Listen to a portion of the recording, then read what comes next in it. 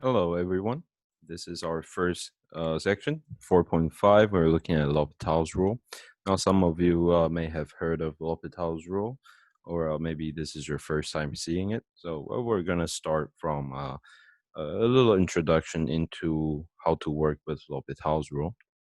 Okay, so the first thing is we're going to look at a limit as x approaches some value a of a rational function f of x over g of x. And what happens is when x approaches a, and if, or when f of x and g of x both approach 0 as x approaches a, right? So in this case, our limit will be approaching this weird thing, 0 over 0. I know we know that 0 over 0 is undefined, but in terms of limit, we call this indeterminate. Right? So if your limit approaches 0 over 0, then we say that this is an indeterminate form, right? And some other indeterminate form will be like indeterminate forms, right? So when your limit approaches 0 over 0, or plus minus infinity over negative infinity, right? So these are two common forms of indeterminate when we are looking at limit of rational function, right? Some f of x over g of x.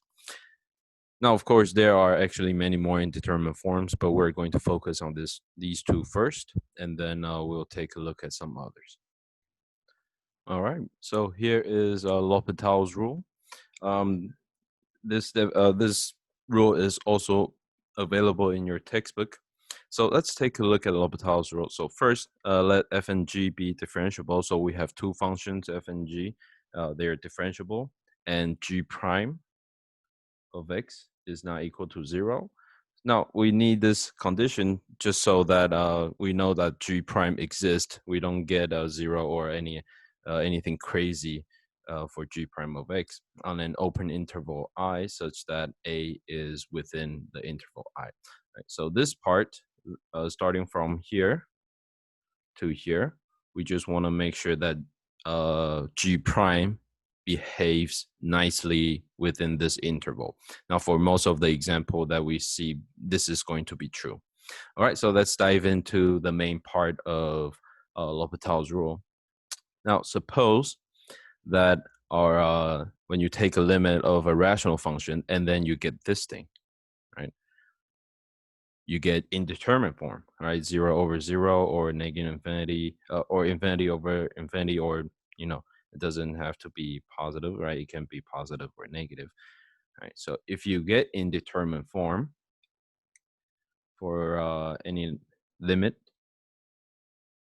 in this form, 0 over 0 or infinity over infinity, then instead of taking the limit itself, we take the limit of f prime over g prime. Right. So what we're doing is we're just taking differentiation of the numerator and the denominator separately. Right? Separately. Right. We are not using quotient rule to find the derivative of f over g. Right? Remember, if you take the derivative of a rational function, you have to use the quotient rule. But here we are not using the quotient rule. We are looking at f and g separately, right? So f and f prime itself as a function, and then g and g prime itself as a function, right? Separately, and then we just put them in the form of a rational function. And then you evaluate the limit as x approaches to some number of f prime over g prime. Okay, so let's look at one example. Okay, example 1, we have sine 4x over tangent 5x as limit approaches, x approaches 0. Now, if you just evaluate it, right, we know that sine of 0 is 0 and tangent of 0 is 0, right? So we get an indeterminate form for this limit, right? This is indeterminate. Indeterminate. Right? Therefore, we can apply L'Hopital's rule. Right? So here we go. So instead of just working with these two functions, we want to work with the derivative of sine 4x and the derivative of tangent 5x, right? So by applying L'Hopital's rule, we get this new limit x as x approaches 0. So the derivative of sine 4x will be 4 cosine 4x. And then derivative of tangent 5x will be 5 secant square 5x. All right. Now remember that we have to perform chain rule. So this 4 comes from the chain rule of 4x, and this 5 comes from the chain rule of 5x. Now notice that they are in numerator and denominator separately, right? We're not doing anything crazy with quotient rule or anything.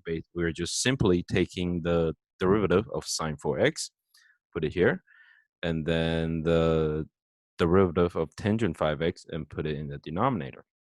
All right, and now let's see what we can do to evaluate this limit. Right, so as x approaches 0, cosine 0 will be 1. That's just a 4. And then secant 0 is 1, and then 1 squared, that's a 1, so times 5. And we get 4 over 5. Okay, and that's it, right? So what L'Hopital's rule does is, in the beginning, if your original limit is indeterminate, then by applying L'Hopital's rule, we can get something that actually gives us a limit, which is, in this case, we see that 4 over 5, it came from 0 over 0 to 4 over 5. Now, in some cases, you will get another indeterminate here. So instead of 4 over 5, if let's say you get another 0 over 0, that means you can apply L'Hopital's rule again. And then you can apply L'Hopital's rule as many times as you want until you get the desired result. Hopefully, it's not indeterminate. All right, let's look at the next one. All right, example 2, we have a limit of x over arctangent 8x as x approaches 0. Now, feel free to pause the video if you want to try out this question on your own. All right, so let's see. If you just evaluate it, we get 0 over, and arctangent of 0 is also 0, right? And again, we get indeterminate form 0 over 0. Right, let's make a note here. Indeterminate. Okay. All right, so next, since we know that it's indeterminate, we can apply L'Hopital's rule, right?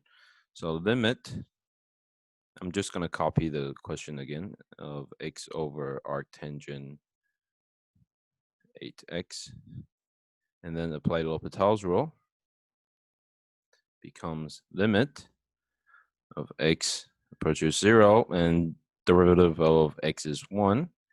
And here is a tricky one, derivative of arctangent 8x, right? That's one of the tricky one, right? And if you need some time, you can look for it. But here we go. It's a 1 over 1 plus quantity ax squared and multiplied by the chain rule, which gives us an 8. Right? So let's clean this up a little bit. We get 1 over 8. I forgot the limit.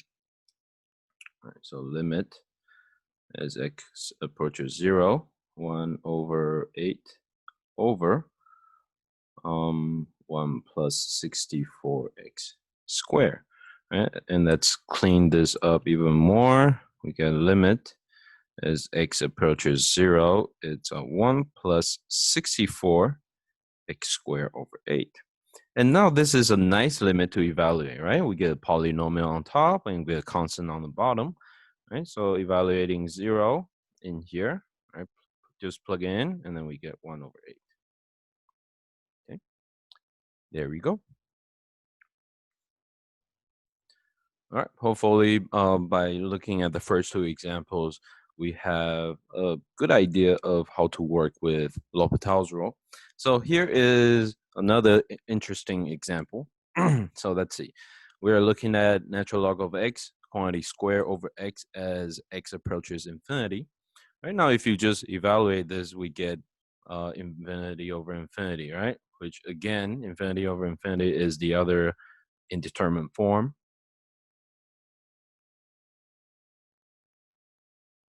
Okay. And this calls for L'Hopital's rule, right? And let's see how this one works out. All right, limit x approaches infinity, right? Ln x quantity square over x. Okay, now we know that this is indeterminate, so we're going to go ahead and apply L'Hopital's rule, and that's equal to limit, limit x approaches infinity, and we want to take the derivative of the numerator and denominator. Okay, so the first one, so power rule, bring down the 2 to ln x, and multiply by the chain rule, the derivative of ln x, which is 1 over x. And the denominator is just a 1. Right? Okay, keep going. I'm going to clean this up a little bit. All right, infinity, so this is 2 ln x over x. Okay, now I'm going to stop here for a second. Let's try to see if we evaluate, let's see, take the limit, evaluate the limit as x approaches infinity. Ln of infinity, that's infinity, right? So we get an infinity in the numerator. I'm going to make a little note here, right? So that goes to infinity. And the denominator x also goes to infinity. So you see that after L'Hopital's rule, we still get an indeterminate form when we evaluate the limit. We get infinity over infinity. So what does that mean? Remember that earlier we said that we can use L'Hopital's rule as many times as we want. So we're going to do that, right? It's still very stubborn, giving us indeterminate form. So let's apply L'Hopital's rule again. Okay. All right. So taking the derivative of the numerator and denominator again, right? So this time we have 2 ln x, so that's just 2 over x over, that's just 1, right? All right, and then if we clean this up a little bit, we get 2 over x. Okay, now this is very nice, right? We have 2 over x as x approaches infinity, and this one is an easy one, right? That goes to 0. Okay. So this example shows you that we can get indeterminate form even after one L'Hopital's rule. Sometimes you have to perform L'Hopital's rule several times in order to get something that makes sense, something that will give you the answer that makes sense, right? Doesn't give you indeterminate form anymore. All right. So to give you guys a quick idea of an example that will need L'Hopital's rule several times. Right? Let's say x to the 10th power over x to the 8th power, right? So going to 0, 0, so obviously this is going to go to 0 over 0. Now apply L'Hopital's rule. All right, you'll get limit x go to 0 and 10x to the 9th power over 8x to the 7th power. Now again, even though we have the coefficient, but we still get 0 over 0, right? Which is indeterminate. Now you can see, hopefully you can see where this is going, but I'm going to show you one more time. All right, apply L'Hopital's rule again, because this is also 0 over 0. Let me make a note here. All right. This is indeterminate. This is also indeterminate. And we apply L'Hopital's rule one more time. And we get what? 90x to the 8th power over 56x to the 6th power. 6th power. And again, this is indeterminate, right? 0 over 0. Again, right? So what do we do? L'Hopital's rule. I was hoping someone would answer that, but I just noticed I'm recording the video. All right, so we have to do it many times, and then eventually we get to evaluate. We get some result that actually makes sense. Okay, all right. So next, let's move on to other indeterminate forms that is not 0 over 0 or infinity over infinity. All right, so the first indeterminate form, other than the first two that we looked at, is 0 times infinity or infinity times 0. Okay, so this usually happens when you are taking a limit of some function f times g, right? You're taking the limit of f times g. Now, L'Hopital's rule only works with rational function, meaning we want some form of quotient, right? F over g or g over f. So how do we make this product f and g into a quotient? Right? So the idea is we are going to write this as f over 1 over g. Right? Now, this is a quotient of f and 1 over g. Right? We're kind of making it a little more complicated than we wanted to, but in order to apply L'Hopital's rule, this is what we have to do. Or you can do it the other way. You can do it as g over 1 over f, right? Okay, so let's look at one example. All right, so we have x times tangent of 4 over x as x approaches infinity. And this actually goes to, so infinity times, that's tangent of 0, which is 0, right? We get infinity times 0, which is, again, another indeterminate form. Right? All right, but we cannot just do what we used to do, just take the derivative of the numerator and denominator, because this is a special form. It's in the form of 0 times infinity. So we're going to use this idea, right? Rewriting the product as a quotient. So let's do this.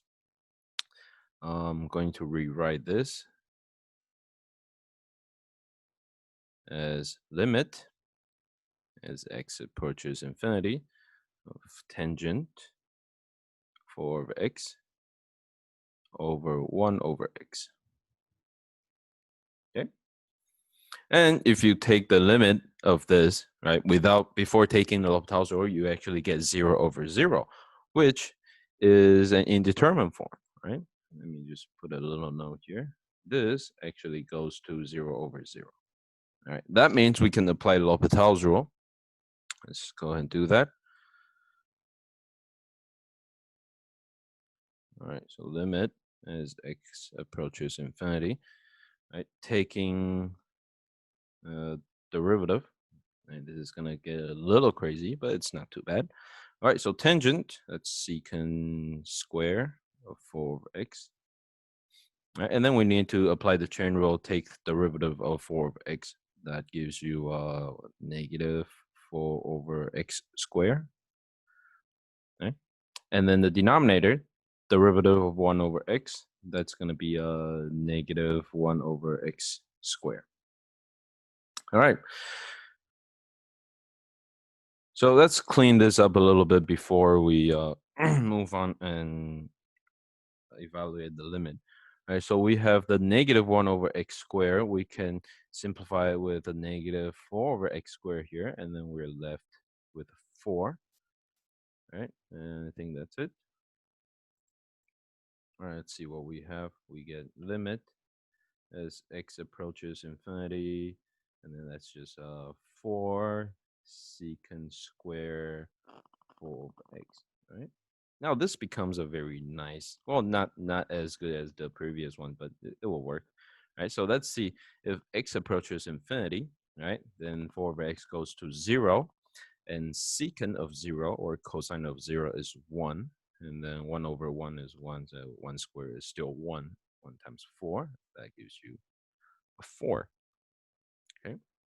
Now, for the other indeterminate forms, it might take you some time to understand what we're doing, but for the next few indeterminate forms that we're going to see, our main goal is to rewrite the limit in the form of a quotient like this.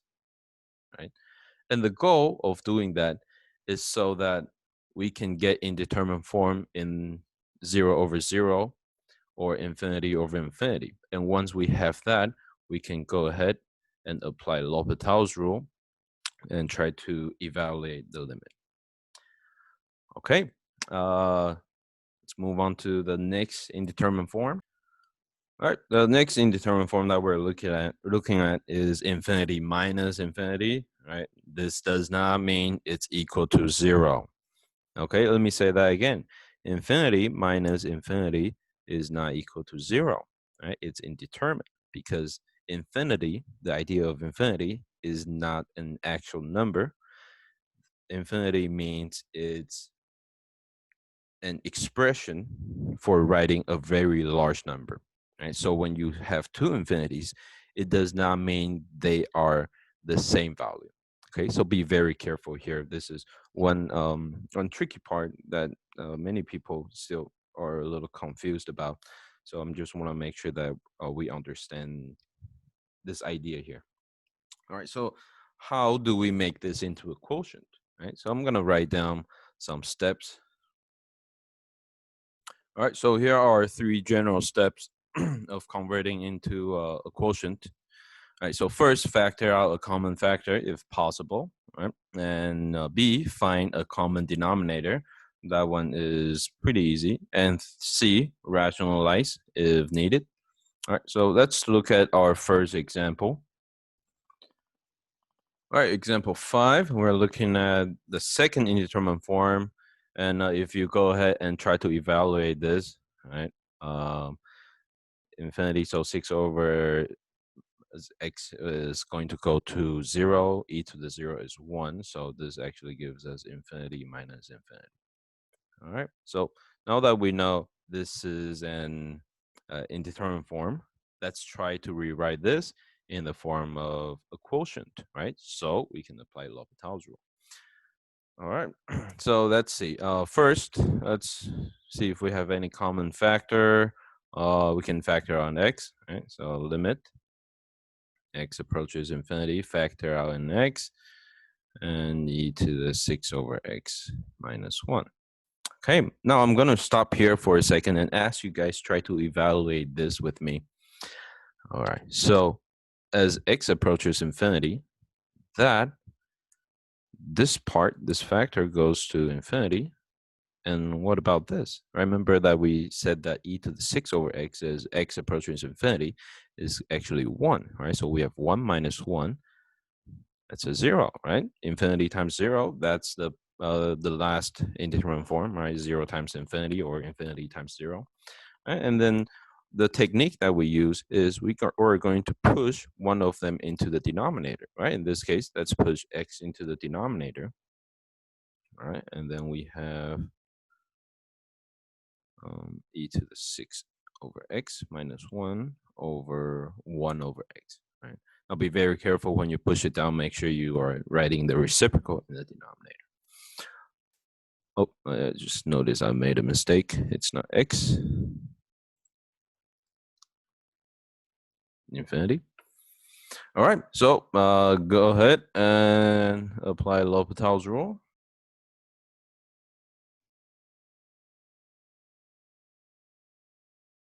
Infinity. All right, so let's see. Derivative of e to the 6 over x, right? So 6 over x, and then chain rule, I'll give you negative 6 over x squared. Right, and minus 1, that's 0. Don't worry about it. And then over derivative of 1 over x, it's negative.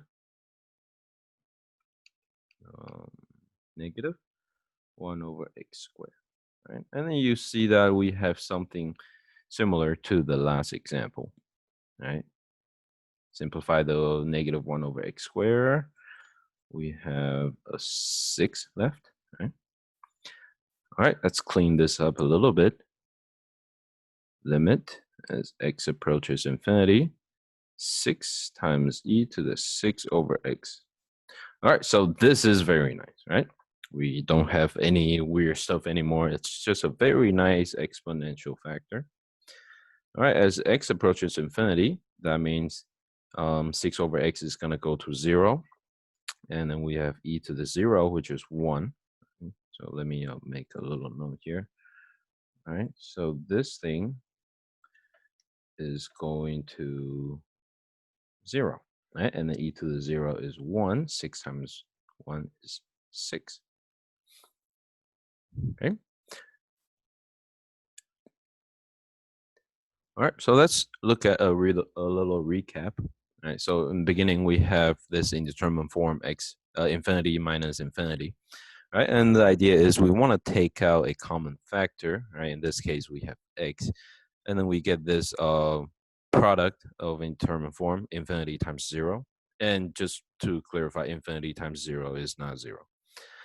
All right, and then we use the technique from our last example is by pushing down one of the factor into the denominator. All right, in this case, we push x down to the denominator, and then we get 1 over x. Now, of course, you can do the other one, but that's what we want to save work, right? Imagine if you have to take the derivative of 1 over this thing, right? That's just crazy. I'm not going to go there. All right, so quotient form, indeterminate, right? This is 0 over 0, right? Apply L'Hopital's rule and clean up a little bit, evaluate, get 6. Okay. All right, our third other indeterminate forms is in the form of exponents, right? For example, 0 to the 0th power, infinity to the 0th power, or 1 to the power of infinity. So these three are indeterminate in terms of taking a limit in the form of some function f of x to another function g of x, right? Okay. Now, when I was a student and I saw that 1 to the power of infinity, I said, okay, if you multiply 1 by itself infinitely many times, isn't it infinity? Right. So, what if? Why would people say that this is indeterminate? Right now, that is a very valid question.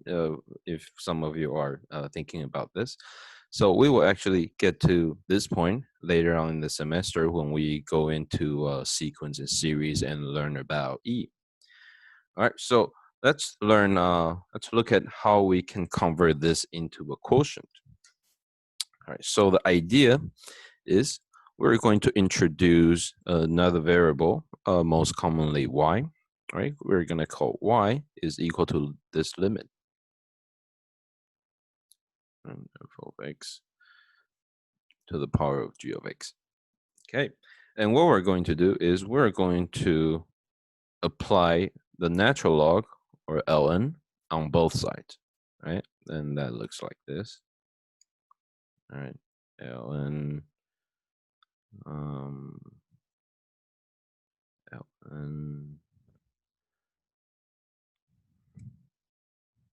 ln of y, and the natural log of the limit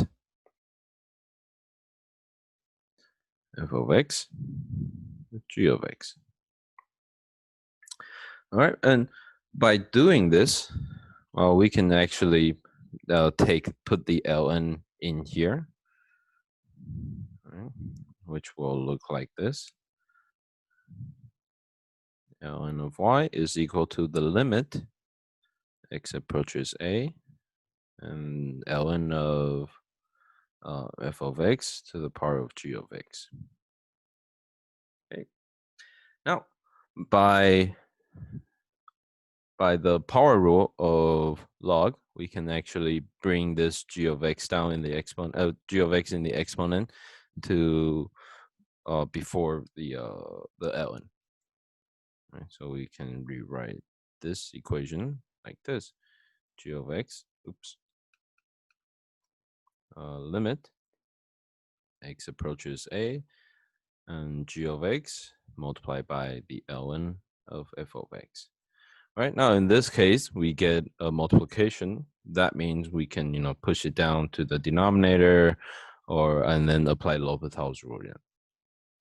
Right. but the idea is once we get a limit on the right-hand side, so let's say that after some number of L'Hopital's rule, we get ln of y is equal to some value L, right? That is the limit of the right-hand side of the equation here. Right? So assuming that this whole thing goes to L, right? But we're not done yet, because what we're interested is the original limit of f of x to the power of g of x. In other words, to say this is, we actually want to look for y, right? But here we get ln of y. So in this case, we have to solve for y, and just by applying the definition, the relationship between natural log and e. So this is e to the power of L. Okay. All right, let's look at example 6. All right, we have 1 minus 6x to the power of 1 over x as x approaches 0. Now, if you go ahead and just evaluating the limit here, we would get 1 to the power of infinity. All right, this goes to 1 to the power of infinity, which is indeterminate. Okay, so we're going to apply the technique that we just saw earlier. Right, so introduce another variable y. Oops. Introduce y and let y be equal to the limit. Oops. X approaches 0 and 1 minus 6x power of 1 over x. And then once we do that, we're going just to stick in ln in front of both sides of the equation. All right, and then we can push this ln inward into the limit, and that looks like ln of y is equal to the limit as x approaches 0, ln of 1 minus 6x to the power of 1 over x. And by the power rule of log, we can bring down the 1 over x to the front. That looks like this. All right. So let's clean this up a little bit. All right, we have ln of y is equal to the limit as x approaches 0, ln of 1 minus 6x over x. All right, so now we have this on the right-hand side of the equation, we have this limit of some quotient. And then if you go ahead and evaluate the limit, it actually goes to 0 over 0. Oh gosh, that's bad.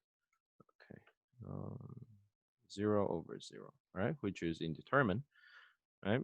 Because we have ln 1 minus 0, right? This 6x goes to 0 when x approaches 0. So ln 1 is 0, and then the denominator we just have x, and x is going to 0. All right, that means we can apply L'Hopital's rule on the right-hand side, okay? And let's see what we have. Okay, so left-hand side still ln y, and then on the right-hand side, applying L'Hopital's rule. Make a little note here. All right, so derivative of the numerator, that's 1 over 1 minus 6x multiplied by the chain rule, which is negative 6, all over denominator, derivative of x is just 1. Okay, so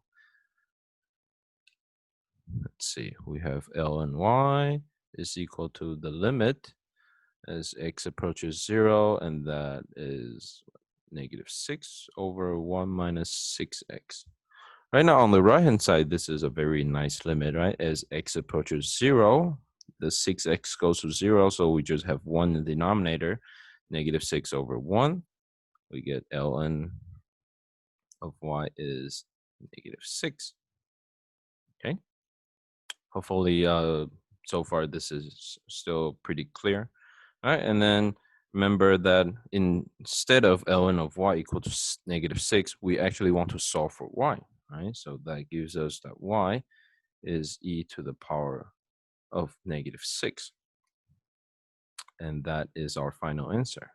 The limit is, I shouldn't box this up, but once you get this, we can write, okay, so the original limit, x approaches 0, 1 minus 6x to the power of 1 over x, right? I'm just copying the original limit over here. This is equal to, or goes to, e to the power of -6, okay? All right. So let's do a quick recap on this last example here. Um, so the question that we're given, or the limit that we're given, is that we want to evaluate this limit in the exponential form, and then if we just evaluate it, we get 1 to the power of infinity, which is indeterminate, right? And in order to apply L'Hopital's rule to this specific limit, we have to introduce a new variable y, take ln on both sides, right? So the main idea is when we take ln on both sides, we can bring down the exponent here, right? The 1 over x down to, oops. We can bring down the 1 over x to the front of the ln. And that becomes some form of product, and it's easy to work with product, right? To convert them into a quotient form, right? So that we see the quotient form, we get indeterminate 0 over 0, which is what we're familiar with. And then you go ahead and apply L'Hopital's rule. And that's nice because we just need to apply L'Hopital's rule once in this case. And we get that the result of the limit goes to -6. Now, -6 is not the answer. We have to convert that back to y, right? Get rid of the ln on the left-hand side by definition, right? So y is equal to e to the power of -6, right? And finally, to wrap everything up, we rewrite the limit, and we know that the limit is going to e to the power of -6, okay? So thank you guys. If you have any questions regarding the lecture, feel free to come by my office hour. My office hour time is available on Blackboard. And thank you very much for watching the video, and have a good day.